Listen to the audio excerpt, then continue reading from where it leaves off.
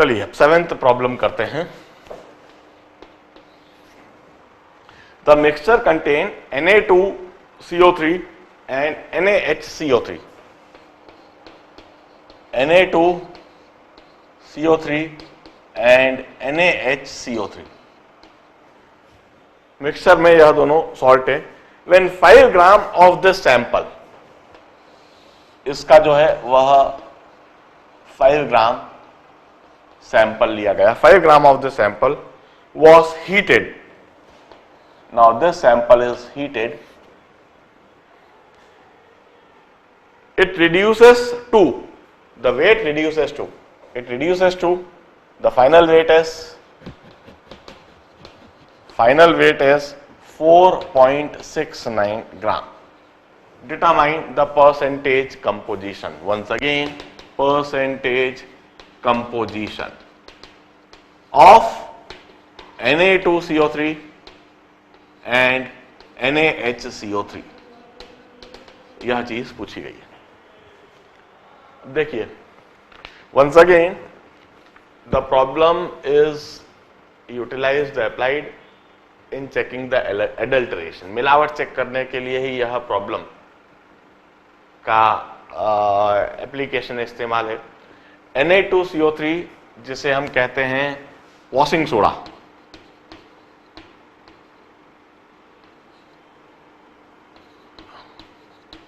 और NaHCO3 जिसे हम कहते हैं बेकिंग सोडा।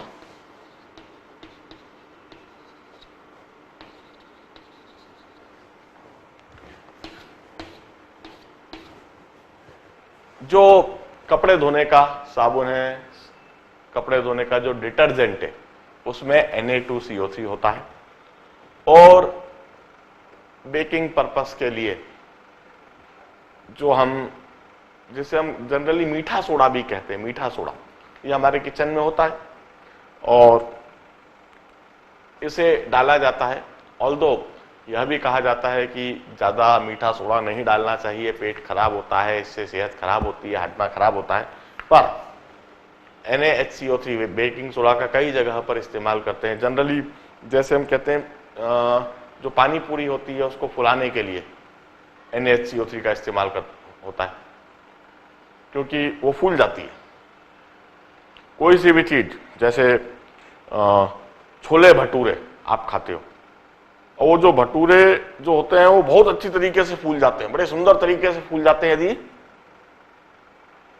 उसके आटे को बनाते समय, उसका जो लोई है वह बनाते समय उसमें NaHCO3 डाल दिया जाए। ऑल्दो वो भोजन को बहुत सुंदर जरूर बना देता है, भटूरे बड़े सुंदर दिखने लगते हैं क्योंकि पूरा फूले हुए दिखते हैं, जब थाली में आते हैं तो it give very good appearance and look, but it's not good for health. अब यह भी समझना है कि कैसे NaHCO3 के डाल देने से वह पानी पूरी फूल जाती है या भटूरा फूल जाता है, किस तरह से फूल जाता है वह भी हम इस रिएक्शन में समझेंगे, इस प्रॉब्लम में समझेंगे, प्रॉब्लम को भी सॉल्व करेंगे, और यह भी देखेंगे कि किस तरह से मिलावट या किस तरह से इनका परसेंटेज कंट्रीब्यूशन हम चेक कर रहे हैं। सबसे पहले रेलेवेंट रिएक्शन लिखें। Na2CO3 when it's heated, no reaction. Na2CO3 को गर्म करने पर वहां किसी तरह की कोई रिएक्शन होएगी ही नहीं, इधर किसी भी तरह से कोई वेट लॉस नहीं होना है। जबकि NaHCO3 when this is heated, NaHCO3 इसे जब हीट करते हैं तो वहां रिएक्शन होती है, वहां 2 मोल NaHCO3 ट्वाइस Na2CO3 देते हैं, प्लस CO2 प्लस H2O, यह सॉलिड, यह गैस और यह गैस। इस तरीके से NaHCO3 को हीट करने पर CO2 गैस और H2O स्टीम के फॉर्म में एस्केप करती है, और CO2 और H2O के एस्केप कर जाने से ही वहां पर वेट में रिडक्शन हो जाता है, वेट कम हो जाता है। अब सबसे पहली बात जरा देखिए, क्यों NaHCO3 के मिला देने पर पानी पूरी फूल जाती है, या भटूरा, छोले भटूरे का जो भटूरा है वो फूल जाता है। आप समझिए, आपने छोले भटूरे के आटे को लिया, नमक डाला और नमक के साथ में आपने यह बेकिंग सोडा डाल दिया। बेकिंग सोडा मिलाकर आपने उस भटूरे को बनाया, उसकी लोई, उसका आटा तैयार करा। अब जब आप उसको बेलते हो, गोल करते हो, उसको शेप देते हो, और फिर जब आप उसको तलते हो, तो तलते समय यह NaHCO3 गर्म हो रहा है। इसके गर्म होने के फिनोमेना के दौरान Na2CO3 बन रहा है और वहां पर CO2, कार्बन डाइऑक्साइड गैस, और H2O स्टीम के फॉर्म में निकलती है। ये जब गैस वहां पर निकल रही है तो इसकी वजह से वो भटूरा एकदम से फूल जाता है। यह गैस उस छोले भटूरे के भटूरे को फुला देगी, इसकी वजह से वहां वो पानी पूरी फूल जाती है। इस तरीके से बेकिंग सोडा डालने पर जो आपका भटूरा बन के आ रहा है उसको बड़ा अच्छा अपीयरेंस मिल जाता है। होटल में यह काम जनरली करते ही है, वो जब छोला भटूरा बनाएंगे तो उसमें बेकिंग सोडा डालेंगे। क्यों? क्योंकि उनके प्रिपरेशन को उनको बहुत अच्छा प्रेजेंटेशन देना है, बहुत अच्छा लुक देना है, और अच्छा लुक देने के लिए वो इस काम को करते हैं। मगर साइमल्टेनियसली एक और बात हो रही है, यह NaHCO3 से CO2 और H2O से भटूरा फूल तो गया, मगर साथ में वहां पर Na2CO3 भी बन गया। यह Na2CO3 है वॉशिंग सोडा, यह खाने के लिए नहीं होता है, यह नुकसानदायक होता है। उस बहुत कम मात्रा में, भले ही बहुत कम मात्रा में, मगर भटूरे के अंदर यह वॉशिंग सोडा भी आ गया, तो उसको एक अच्छा लुक तो मिल गया, साथ में उसमें एक ऐसा आइटम भी ऐड अप हो गया जो कंज्यूम नहीं होना चाहिए, जो पेट में नहीं जाना चाहिए, जो नुकसानदायक है। अब आप उस भटूरे को खा रहे हो तो आपको दिख तो बड़ा सुंदर रहा, मगर आप एक गलत चीज भी खा रहे हो। इसीलिए हम कहते हैं कि ये जो बेकिंग सोडा है ये डालना थोड़ा अवॉइड करते हैं। जनरली हम घरों में तो नहीं डालते, घरों में हम चूंकि नुकसान को जानते हैं इसलिए नहीं डालते, मगर होटलों में जब हम जाकर खाना खाते हैं तो वहां पर वो लोग जनरली इस तरह की चीज अपने खाने में डालते हैं, बनाने में डालते हैं। उनका एम होता है कि हम जब सर्व करें तो प्रेजेंटेशन, लुक्स बहुत अच्छा होना चाहिए, क्योंकि ग्राहक तो क्या है, लुक्स को, प्रेजेंटेशन को देखता है, वो उसके अंदर की बुराई को, उसके अंदर की अच्छाई को ढूंढने नहीं जाता। वो तो कितना अच्छा भोजन देख रहा है उस हिसाब से खाता है। टेस्ट में कोई खास फर्क तो आता नहीं है। इनफैक्ट इस तरह की चीज हल्के से टेस्ट को और भी बढ़ा देती है, नुकसानदायक चीज है। एनीवे, अब हम इस प्रॉब्लम को सॉल्व करते हैं। हम वेरिएबल लेंगे सबसे पहले। वेरिएबल वंस अगेन ग्राम भी ले सकते हैं, हम कह सकते हैं x gram of Na2CO3, y gram of NaHCO3, मगर ग्राम्स में वेरिएबल लेना गलत हो जाएगा।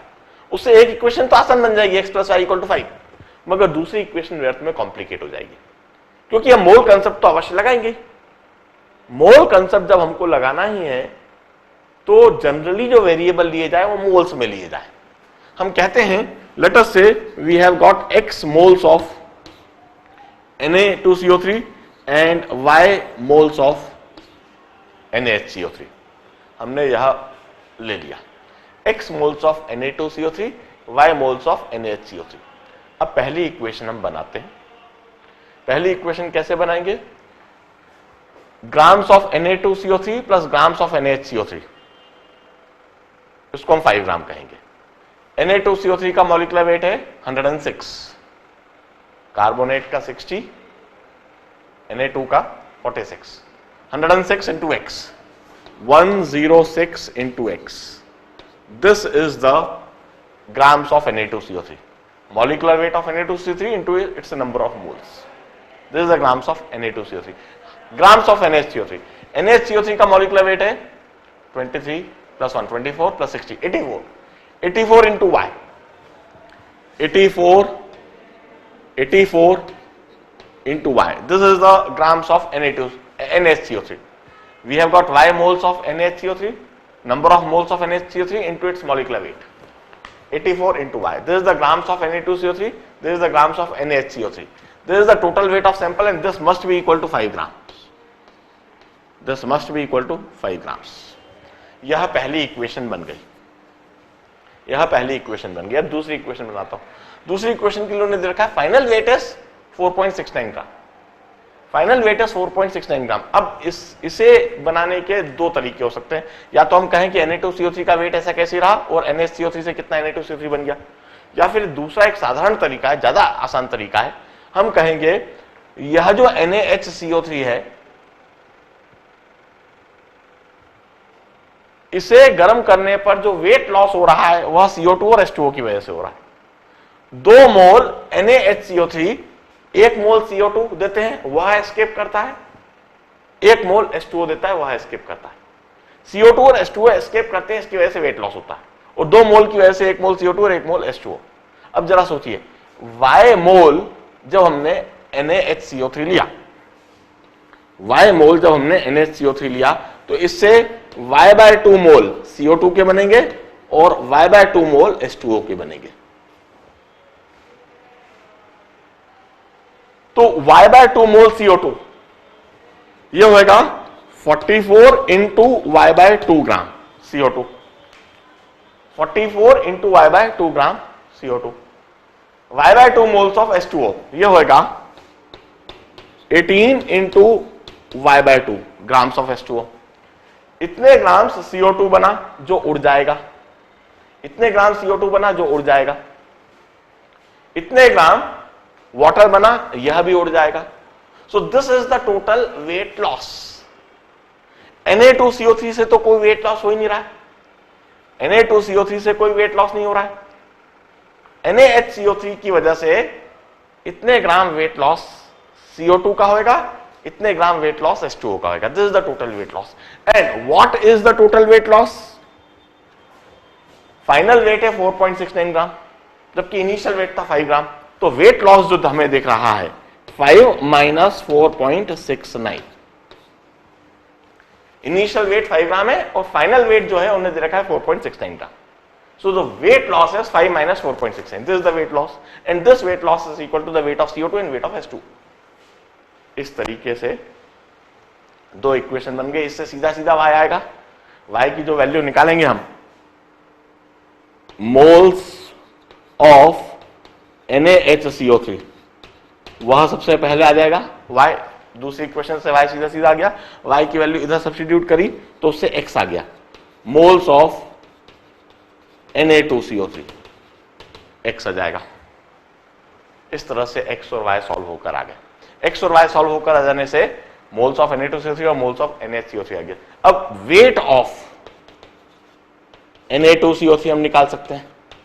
Weight of Na2CO3 is 106 into x और वेट ऑफ NaHCO3 निकाल सकते हैं. That is 84 into y. इस तरह से वेट ऑफ Na2CO3 और वेट ऑफ NaHCO3 आ गया. अब परसेंटेज कंपोजिशन बड़ी आसानी से निकालेंगे.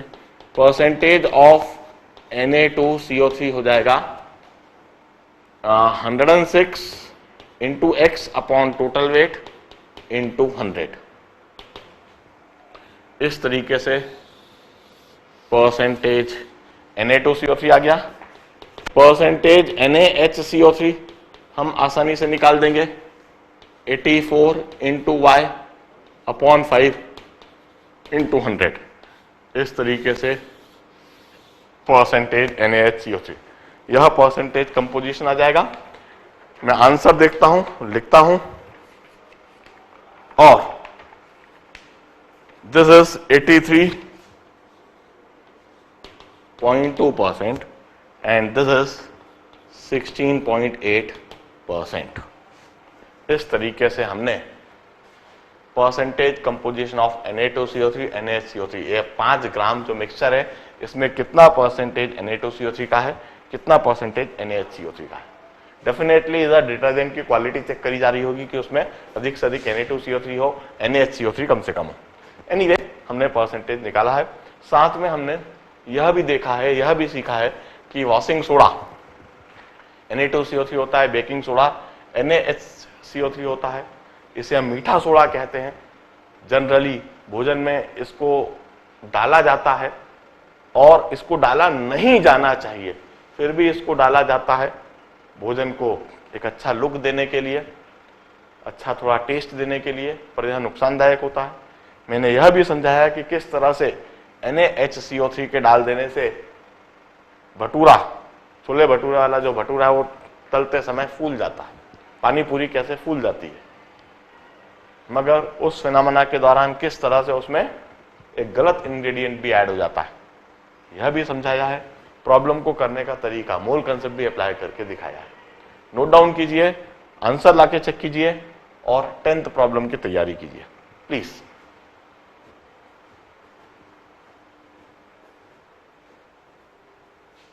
चलिए 10th प्रॉब्लम करते हैं।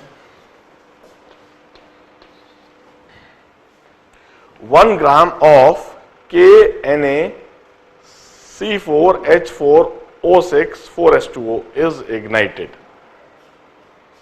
1 gram of KNaC4H4O6.4H2O is ignited. इसको इग्नाइट करा। The residue obtained, इससे जो रेसिड्यू मिला, this residue obtained required 31.8 ml of 0.2 molar HCl for complete neutralization. What is the percentage purity of the salt? इसकी percentage purity पूछिए। अब देखिए,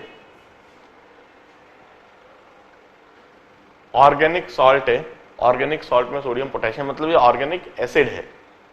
इस हाइड्रेटेड ऑर्गेनिक एसिड है, यह ऑर्गेनिक एसिड, और वो ऑर्गेनिक एसिड होनी चाहिए C6C4H6O6, उसका यह सॉल्ट है, सोडियम पोटेशियम सॉल्ट, और यह हाइड्रेटेड है।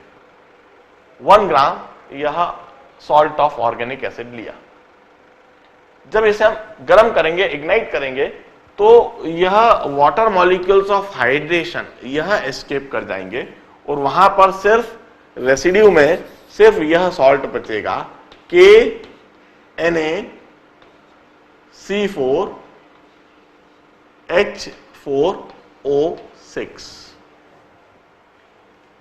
और फिर इसको जब HCl से रिएक्ट कराएंगे तो HCl के रिएक्शन के दौरान, HCl के साथ रिएक्शन के दौरान ये सोडियम और पोटेशियम आयन रिप्लेस हो जाएंगे। इस तरह की रिएक्शन होगी। यह जो सॉल्ट है KNaC4H4O6, यह 2 HCl के साथ में रिएक्ट करेगा।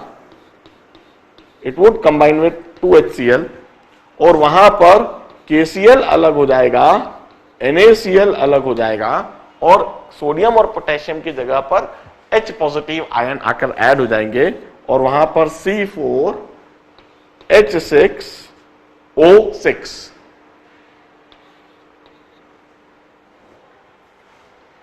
यह रिएक्शन होगी।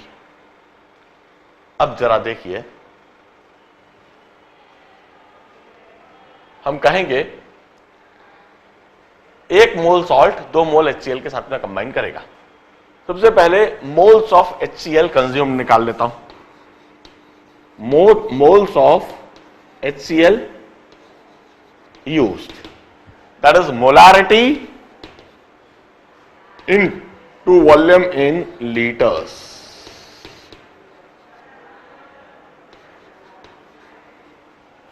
Molarity into volume in liters. Number of moles is molarity into volume in liters. Molarity into volume in liters. इतने मोल्स HCl के यूज हो रहे हैं। अब इसका मतलब है 2 मोल HCl के 1 मोल सॉल्ट के साथ कंबाइन करते हैं, 1 मोल HCl के 1/2 मोल के साथ में कंबाइन करते हैं, तो इतने मोल्स HCl यदि यूज हो रहे हैं तो कितने मोल सॉल्ट रहेंगे?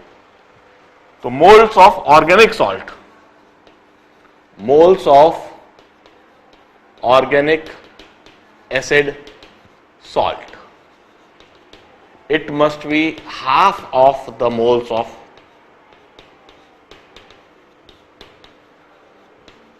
acid. इतना मोल्स ऑर्गेनिक एसिड का जो सॉल्ट है उसका होना चाहिए। तो अब हम wait of organic salt, organic acid salt, यह डिटरमाइन कर सकते हैं। कैसे? नंबर ऑफ मोल्स हमें दिख रहा है, नंबर ऑफ मोल्स हमें दिख रहा है into its molecular weight, into its molecular weight. अब इसका मॉलिक्यूलर वेट कितना है जरा देख लें।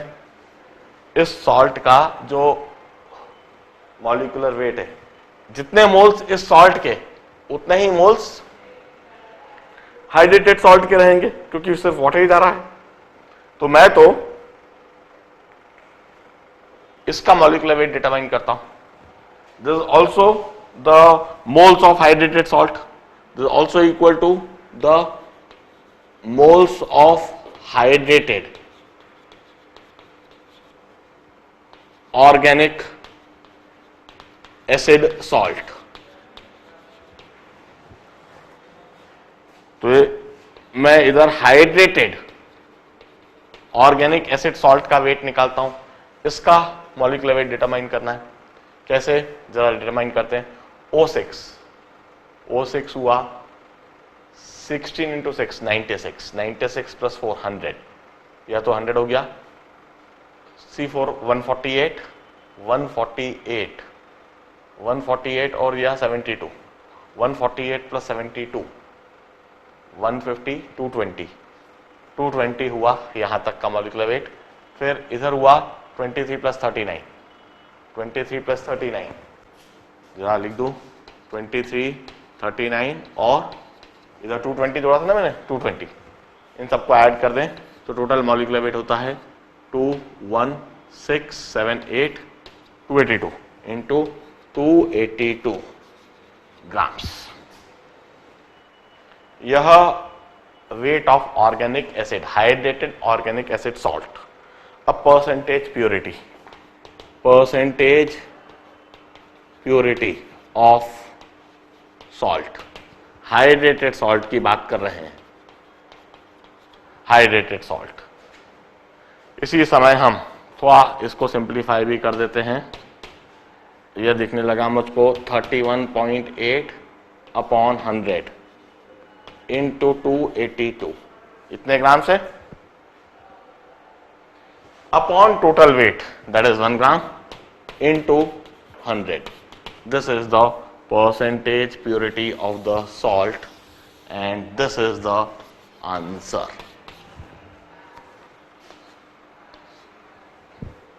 This is 8th problem. बड़े ध्यान से देखिए। अब 13th प्रॉब्लम करेंगे। जितने हमने कहा कि यह जो ऑर्गेनिक एसिड का जो सॉल्ट है, सोडियम पोटेशियम सॉल्ट, हीट करने पर सिर्फ वाटर इससे एस्केप करेगा, ये जो वाटर मॉलिक्यूल्स ऑफ हाइड्रेशन ये एस्केप करेंगे, रेसिड्यू में यह सॉल्ट होएगा। यह सॉल्ट HCl से इस तरह से रिएक्ट करेगा। मोल्स ऑफ HCl निकाले, मोल्स ऑफ HCl से बैलेंस रिएक्शन से हमने moles of organic acid salt निकाला, और जितना moles of organic acid salt उतना ही moles hydrated organic acid salt. Moles of hydrated organic acid salt को मॉलिक्यूलर वेट से मल्टीप्लाई करके वेट निकाल लिया, वेट से परसेंटेज प्योरिटी निकाल ली। ध्यान से देखिए, 13th प्रॉब्लम करेंगे आप।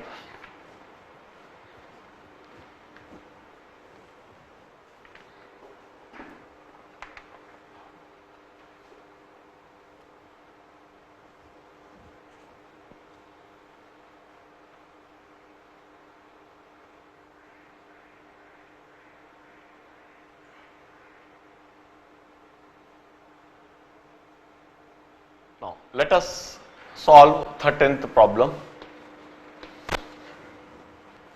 Anhydrous sodium sulfate can absorb water vapor and be converted into decahydrate.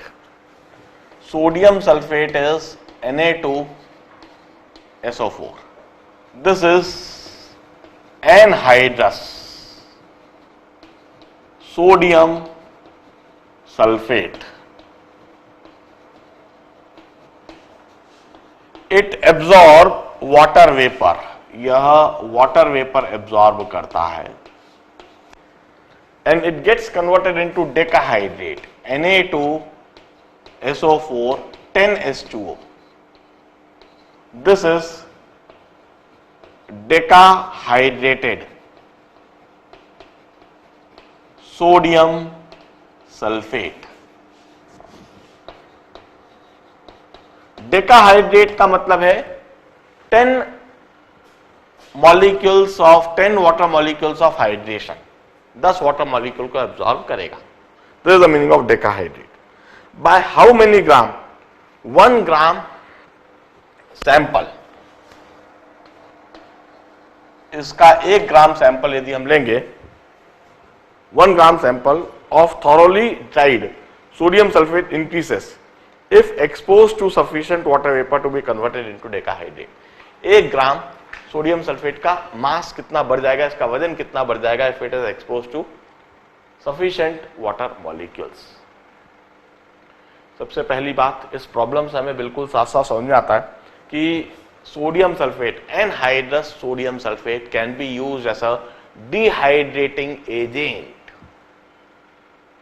इसे डिहाइड्रेटिंग एजेंट के रूप में इस्तेमाल करा जा सकता है. Now what do you mean by dehydrating agent?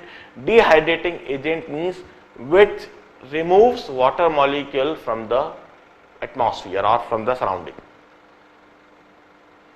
यदि इस कमरे में ह्यूमिडिटी बढ़ जाए, ह्यूमिडिटी बढ़ जाए मतलब इस कमरे में वाटर मॉलिक्यूल्स, वाटर वेपर के मॉलिक्यूल्स कुछ ज्यादा ही हो जाए, ह्यूमिडिटी ज्यादा देखने लगे, हमें स्टिकी महसूस होने लगे, पसीना आने लगे बहुत ज्यादा, तो इधर से वाटर मॉलिक्यूल्स हटाने का एक तरीका हो सकता है कि हम एनहाइड्रस सोडियम सल्फेट इधर खुले में रख दें. एनहाइड्रस सोडियम सल्फेट जब हम खुले में रखेंगे तो वो एटमॉस्फेयर से वाटर मॉलिक्यूल्स, वाटर वेपर के मॉलिक्यूल्स को एब्जॉर्ब कर लेगा, एनवायरनमेंट को डिहाइड्रेट कर देगा, खुद हाइड्रेट हो जाएगा, खुद इस तरह से हाइड्रेट हो गया. इस तरह से एनहाइड्रस सोडियम सल्फेट को हम डिहाइड्रेटिंग एजेंट के रूप में इस्तेमाल कर सकते हैं, क्योंकि इसका स्वयं का हाइड्रेशन होता है और एक सोडियम सल्फेट 10 वाटर मॉलिक्यूल्स को एब्जॉर्ब करता है. एक मॉलिक्यूल सोडियम सल्फेट का 10 वाटर मॉलिक्यूल्स को एब्जॉर्ब करता है. इस तरह से डेकाहाइड्रेट बनता है. अब उन्होंने कहा है कि यदि हम 1 ग्राम सोडियम सल्फेट रख दें और सफिशिएंट वाटर वेपर्स हों तो वो वाटर वेपर को एब्जॉर्ब करके अपना कितना वजन बढ़ा लेगा. आसान सी चीज है. 1 ग्राम मतलब कितने मोल्स? 1 बाय इसका मॉलिक्यूलर वेट है 146, 1 बाय 146 मोल्स. इतने मोल्स Na2SO4 है. इतने मोल्स Na2SO4 कितने वाटर मोल्स को एब्जॉर्ब करेंगे? मैं इधर लिखता हूं, moles of Na2SO4. Weight of Na2SO4 है 1 ग्राम. वेट ऑफ Na2SO4 है 1 ग्राम, तो मोल्स ऑफ Na2SO4 हुआ 1 by 146 moles. So moles of H2O absorbed, कितने मोल्स H2O के एब्जॉर्ब होंगे? 1 बाय 146 इंटू 10. इतने मोल्स H2O के एब्जॉर्ब होंगे, क्योंकि 1 मोल 10 मोल एब्जॉर्ब करता है. This is the moles of H2O absorb. So weight of H2O absorbed कितना होगा? वेट ऑफ H2O एब्जॉर्ब कितना होगा? Moles of H2O absorb into 18 molecular weight, this much grams, or whatever is the moles of, or whatever is the weight of H2O absorbed, this is equal to increase in the weight. Decahydrate बनने पर इतना ही increase in wait होएगा और यही answer है. This is the answer. यही हमसे पूछा गया है.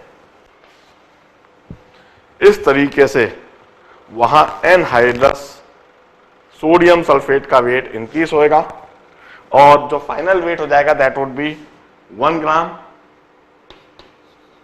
प्लस दिस डेल्टा डब्ल्यू, ये जो भी कुछ आ रहा है 1 ग्राम प्लस 180 बाय 146 ग्राम, रफली 2 पॉइंट समथिंग ग्राम हो जाएगा, 2 पॉइंट समथिंग ग्राम्स हो जाएगा, क्योंकि ये 1 ग्राम से ज़्यादा दिख रहा है मुझको, 1 ग्राम से 1.3 2.3 समथिंग दिख रहा है मुझको। आंसर पीछे देख कर लिख देता हूँ मैं। This is I think 13th problem करा है मैंने, 13th प्रॉब्लम का 1.27 grams. This is delta W की जो वैल्यू आ रही है 1.27 grams. This is NPS in weight, final weight जो हो जाएगा 2.27। नाउ सॉल्व 16th प्रॉब्लम, इसे नोट करो।